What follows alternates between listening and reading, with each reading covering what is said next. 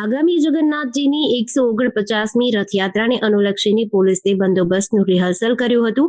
જગન્નાથજી મંદિર દ્વારા આયોજિત જળયાત્રા મહોત્સવ અંતર્ગત સુરક્ષા વ્યવસ્થાની તૈયારીઓ તેજ કરવામાં આવી છે. જળયાત્રા દરમિયાન 500થી વધુ પોલીસ કર્મીઓ અને હોમગાર્ડ્સ તૈનાત રહેશે. જળયાત્રા દરમિયાન તૈનાત થનારા પોલીસ બંદોબસ્ત અંગે રિહર્સલ રાખવામાં આવ્યું હતું. પોલીસના ઉચ્ચ અધિકારીઓની હાજરીમાં રૂટ, સુરક્ષા અને કાયદો વ્યવસ્થાની સમીક્ષા કરાશે.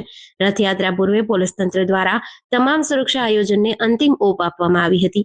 આવતીકાલની ભગવાન જગન્નાથજીની જે જળયાત્રા છે એના માટે પોલીસ દ્વારા આજરોજ રિહર્સલ કરવામાં આવ્યા છે.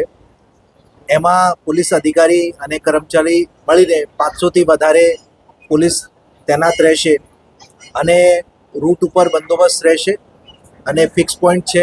એની સાથે સાથે ડ્રોન દ્વારા પણ બંદોબસ્ત અને પેટ્રોલિંગ કરવામાં આવનાર છે. રિવરફ્રન્ટ પર બેરિકેડિંગ સાથે પોલીસ દ્વારા બંદોબસ્ત કરવામાં આવશે અને આવતીકાલે જે જળયાત્રા છે એ વ્યવસ્થિત રીતે થાય એના માટે પોલીસ દ્વારા આયોજન કરવામાં આવેલ છે.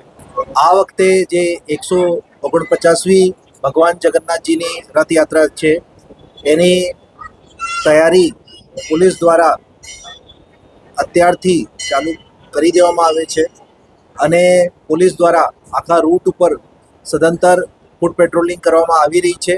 એની સાથે સાથે જે આખા રૂટના સીસીટીવી છે એની હેલ્થ તેમજ એની ચકાસણી કરવામાં આવે છે અને ક્રાઇમ બ્રાન્ચ દ્વારા પણ ડ્રોન દ્વારા આખા રૂટની ચેકિંગ કરવામાં આવી રહી છે. આપણે આ રસ્તા ઉપર જે કોમ્યુનલ એકતા થાય એના બાબતે બ્લડ ડોનેશન આયોજન કરવાના છે અને આગેવાનો સાથે શાંતિ સમિતિની મિટિંગ કરવાની છે. તેમજ આ રૂટ ઉપર જે ઈવી વાહનો દ્વારા પેટ્રોલિંગ અને ફ્લેગ માર્ચ પણ આવનાર દિવસોમાં કરવાના છે અને રથયાત્રા શાંતિપૂર્વક થાય એના માટે પોલીસ દ્વારા જે આખી તૈયારીઓ છે એ કરવામાં આવી રહી છે. આપણે આવતીકાલની જે જલયાત્રા છે એના પોલીસ બંદોબસ્તમાં 500થી વધારે પોલીસ અધિકારી કર્મચારી લગાડવામાં આવ્યા છે. જીડીસી ન્યૂઝ સાથે ચિંતન વાગડિયા, અમદાવાદ.